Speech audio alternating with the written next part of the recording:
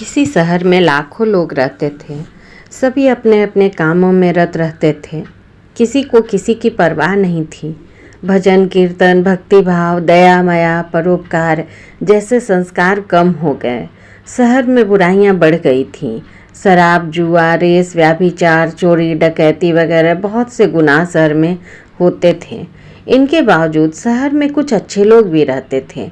ऐसे ही लोगों में शीला और उनके पति की गृहस्थी मानी जाती थी। शीला धार्मिक प्रकृति की और संतोषी स्वभाव वाली थी। उनका पति भी विवेकी और सुशील था।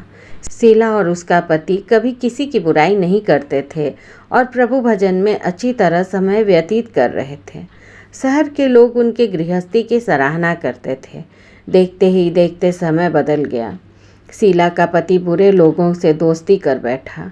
अब वह जल्द से जल्द करोड़पति बनने के ख्वाब देखने लगा, इसलिए वह हर गलत रास्ते पर चल पड़ा। उसकी हालत रास्ते पर भटकते भिखारी जैसी हो गई थी।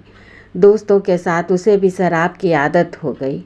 इस प्रकार उसने अपना सब कुछ गंवा दिया। शीला को पति के बर्ताव से बहुत दुख हुआ, किंतु वह भगवान पर भरोसा कर सब कुछ सहने लगी। वह अपना अधिकांश समय प्रभु भक्ति में बिताने लगी। अचानक एक दिन दोपहर को उनके द्वार पर किसी ने दस्तक दी। शीला ने द्वार खोला तो देखा कि एक माँजी खड़ी हैं। उसके चेहरे पर अलौकिक तेज निखर रहा था। उनकी आँखों में से मानो अमृत बह रहा था। उनका दिव्य चेहरा करुणा और प्यार से छलक रहा था। उसको देखते ही शीला के मन में अपार शांति छा गई। शीला के रोम रोम में आनंद छा गया। शीला उस माँजी को आदर के साथ घर में ले आई। घर में बैठने के लिए कुछ भी नहीं था, अतः शीला ने सकुचाकर एक फटी हुई चादर पर उनको बैठाया। माँ जी बोली, क्यों शीला, मुझे पहचाना नहीं? हर शुक्रवार को लक्ष्मी जी के मंदिर में भजन कीर्तन के समय मैं भी वहाँ आती हूँ। इसके बावजूद शीला कुछ समझ नहीं पा रही थी। फिर माँ जी बोली, तुम बहुत दिनों से मंदिर नहीं आई, अतः मैं तुम्हें देखने चली आई। माता जी के अति प्रेम भरे शब्दों से शीला का हृदय पिघल गया। उसकी आंखों में आंसू आ गए और वह बिलख बिलख कर रोने लगी। माँ जी ने कहा, बेटी, सुख और दुख तो धूप और छाँव जैसे होते हैं। धैर्य रखो बेटी, मुझे तेरी सारी परेशानी बता। माता जी के व्यवहार से शीला को काफ़ी संबल मिला और सुख की आस में उसने माता जी को अपनी सारी कहानी कह सुनाई। कहानी सुनकर माता जी ने कहा, कर्म की गति न्यारी होती है। हर इंसान को अपने कर्म भुगतने ही पड़ते हैं, इसलिए तू चिंता मत कर। अब तू कर्म भुगत चुकी है, अब तुम्हारे सुख के दिन अवश्य आएंगे। तू तो माँ लक्ष्मी जी की भक्त है। माँ लक्ष्मी जी तो प्रेम और करुणा के अवतार हैं। वे अपने भक्तों पर हमेशा ममता रखती हैं। इसलिए तू धैर्य रखकर माँ लक्ष्मी जी का व्रत कर, इससे सब कुछ ठीक हो जाएगा। शीला के पूछने पर माता जी ने उसे व्रत की सारी विधि भी बताई। माता जी ने कहा, बेटी, माँ लक्ष्मी जी का व्रत बहुत सरल है। उसे वरद लक्ष्मी व्रत या वैभव लक्ष्मी व्रत कहा जाता है। यह व्रत करने वाले की सब मनोकामना पूर्ण होती है। वह सुख संपत्ति और यश प्राप्त करता है। शीला यह सुनकर आनंदित हो गई। शीला ने संकल्प करके आंखें खोली तो सामने कोई न था। वह विस्मित सी हो गई कि माँ जी कहाँ गई। शीला को तत्काल यह समझते देर न लगी कि माँ जी और कोई नहीं, साक्षात लक्ष्मी जी ही थीं। दूसरे दिन शुक्रवार था। सवेरे स्नान करके स्वच्छ कपड़े पहनकर शीला ने माँ जी द्वारा बताई विधि से पूरे मन से व्रत किया। आखिरी में प्रसाद वितरण हुआ। यह प्रसाद पहले पति को खिलाया। प्रसाद खाते ही पति के स्वभाव में फर्क पड़ गया। उस दिन उसने शीला को मारा नहीं, सताया भी नहीं। शीला को बहुत आनंद हुआ। उसके मन में वैभव लक्ष्मी व्रत के प्रति श्रद्धा बढ़ गई। शीला ने पूर्ण श्रद्धा भक्ति से 21 शुक्रवार तक वैभव लक्ष्मी व्रत किया।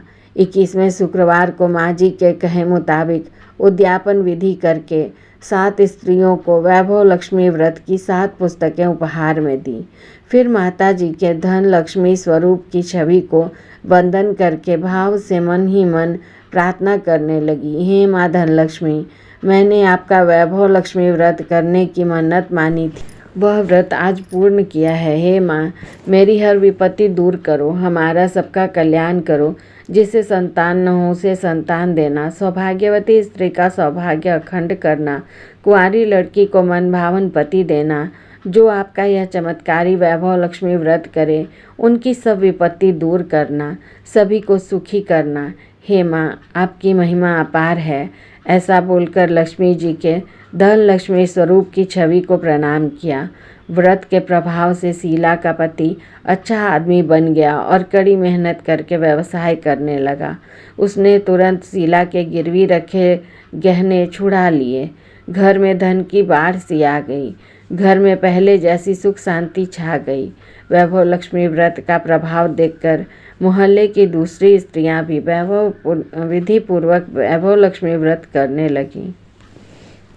वैभव लक्ष्मी व्रत 7, 11 या 21 कितने भी शुक्रवारों की मन्नत मांगी हो, उतने शुक्रवार तक यह व्रत पूरी श्रद्धा तथा भावना के साथ करना चाहिए। आखिरी शुक्रवार को इसका शास्त्रीय विधि के अनुसार उद्यापन करना चाहिए। आखिरी शुक्रवार को प्रसाद के लिए खीर बनानी चाहिए।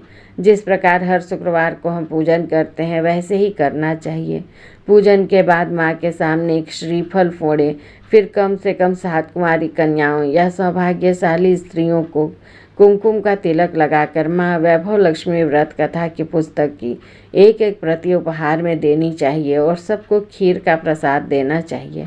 इसके बाद माँ लक्ष्मी को श्रद्धा सहित प्रणाम करना चाहिए।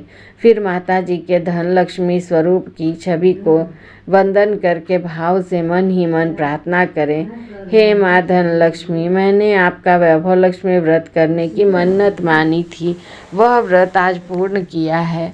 हे माँ, हमारी सारी मनोकामनाएं पूर्ण करें, हमारी हर विपत्ति दूर करो, हमारा सबका कल्याण करो। जिसे संतान न हो उसे संतान देना, सौभाग्यवती स्त्री का सौभाग्य अखंड रखना, कुंवारी लड़की को मन भावन पति देना। जो आपका यह चमत्कारी वैभव लक्ष्मी व्रत करे, उनकी सब विपत्ति दूर करना, सभी को सुखी करना। हे माँ, आपकी महिमा अपरंपार है, आपकी जय हो। ऐसा बोलकर लक्ष्मी जी के धन लक्ष्मी स्वरूप की छवि को प्रणाम करना चाहिए।